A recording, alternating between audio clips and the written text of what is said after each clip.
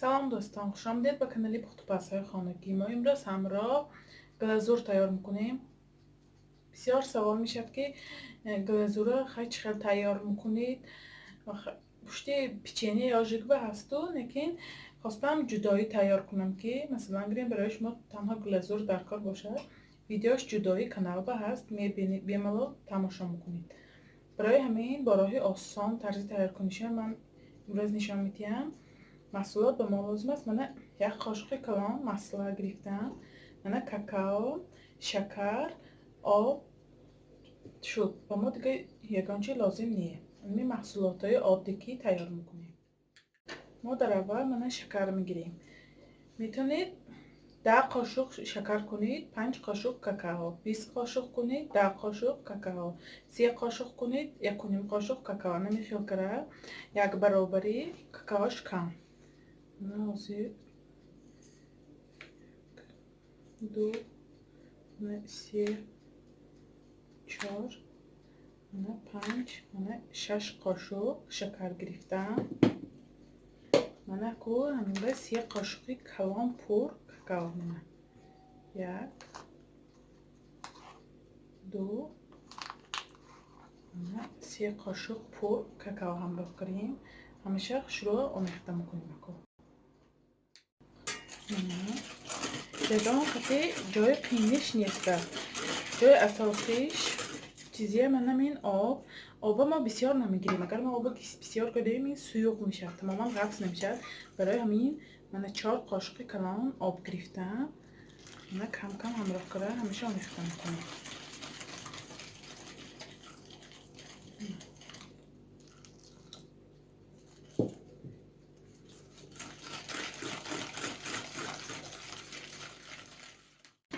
من بینی چه شد سیوق میمونه، غفص تیار شد. ما اینو بالی گاز با میجوشانیم، میپزیم. مثلا همین گلازورمای برای چی خیلی راه اجرا میکنم. همین گلازور با مثلا یکم گلازورمای شکرک نمیکند، شکرشو همین کاکائوی جدا نمیکند. دویمش رنگش شروع کند، یعنی بلیسک میتید گلازورمای. برای همین بعدی پختن همراه میکنیم. مثلا اینو بالی گاز میگذاریم. من گلازور بالی گاز ماندیم. من چه جوشد کافته میستیم که تگش نگیرد. به نهایت تیز تگش میگیرد. برای همین تیز کافته میستیم. نه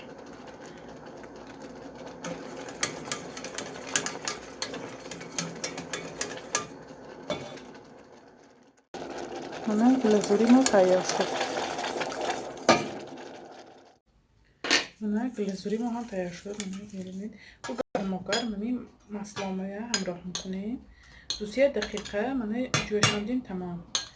اگر ما بسیارتر جوشانیم گلازور ما سخت شدن میگیره.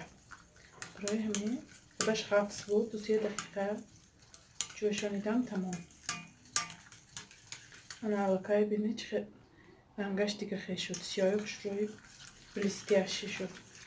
من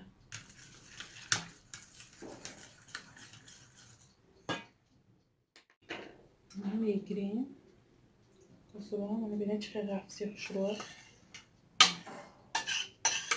حاجتی شکلات خریم نیه پلیتشنی شکلات ها.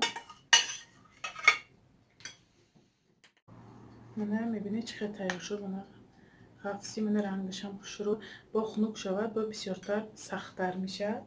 من شما هم حتما برای تارت و پیراژنی های خود تیار کنید همین گلازور. من با راهی آسان. حتما کانال ما رو دستگیری کنید، پادپیساتی کنید و یا رو دوستای کانال با دعوت کنید. خیر تا ویدیوهای آینده در پناه خدا باشه.